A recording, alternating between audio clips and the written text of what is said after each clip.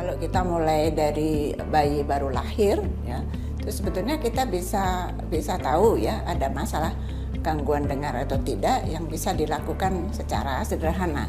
Ya, kasih bunyi-bunyian ya.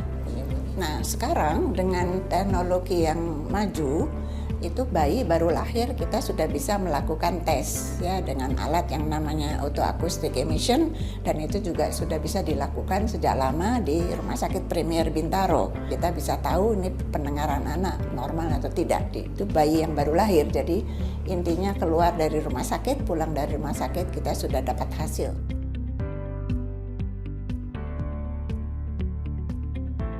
Jadi anak lahir itu sudah ada masalah gangguan dengar, itu biasanya masalah dari ibu selama kehamilan ya, ada infeksi yang kita kenal infeksi TORS ya, itu toxoplasmosis, rubella, cytomegalovirus, herpes, atau juga bisa ada masalah keturunan ya dari keluarga. Itu bisa ditanyakan apakah dalam keluarga juga ada riwayat masalah yang sejak lahir ada masalah gangguan dengar. Itu yang riwayat dari persalinan ya.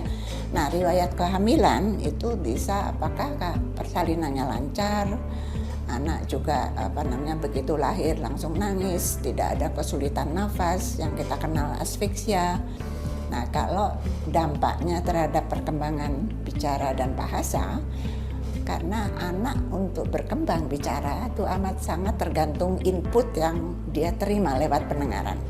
Gangguan dengar ini dampaknya juga tergantung kapan munculnya, apakah dari lahir. Semua prinsipnya di bidang kedokteran semakin awal penanganannya hasilnya akan semakin baik.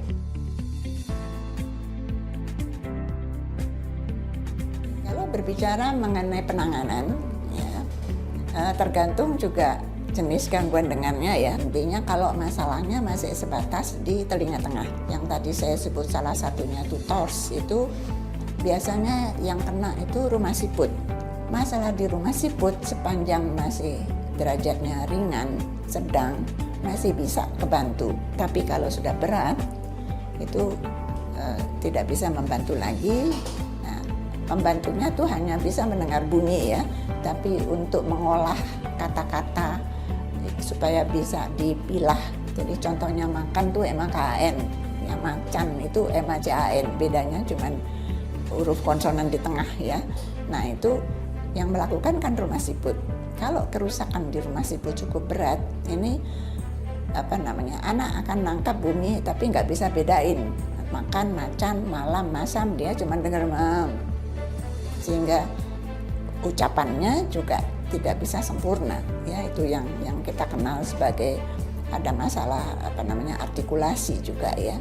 Nah, dengan kalau sudah begini ya satu-satunya dengan implan koklea. Nah, kalau sudah dipasangin implan atau dengan alat bantu dengar, nah di sini memang lanjutannya adalah terapi bicara, karena seorang terapis bicara akan mengajarkan anak itu mendengar. Jadi memang peran terapi bicara amat sangat penting untuk masalah anak gangguan dengar. Tapi juga tidak kalah penting juga orang tua ya. Jadi di rumah dukungan dari orang tua, anggota keluarga itu juga merupakan kunci yang utama untuk anak bisa berkembang bicaranya.